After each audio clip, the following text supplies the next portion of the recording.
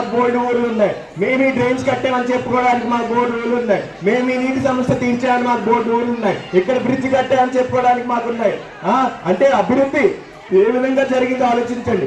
1100 కోట్లు మీ సంక్షేమ పథకాలకి ఈ 5 ఏళ్ళు వాడితే 800 కోట్లు అభివృద్ధి పనులకి ఇక్కడంతా ఖర్చు పెట్టాం. అంటే అటు పథకాలు వచ్చే అభివృద్ధి జరిగింది.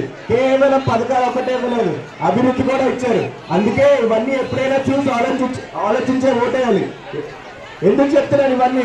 ఎందుకంటే మన ఓటు చాలా అమూల్యమైంది కాబట్టి మీరు వేసే ఓటు బట్టి మీ 5 ఏళ్ళకి ఎలా ఉండబోతున్నారో తెలుస్తుంది.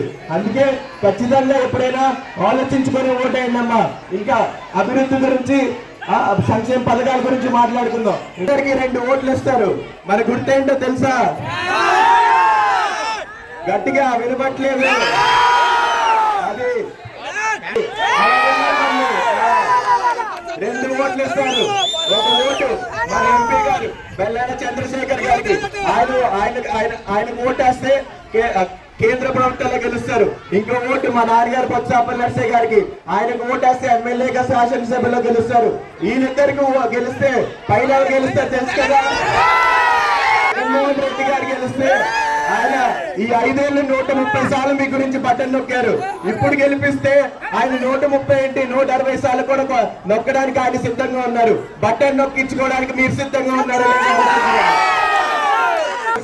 మరొకసారి అందరినీ ఆలోచించుకొని మా నాన్నగారికి కానీ ఇక్కడున్న నాయకులు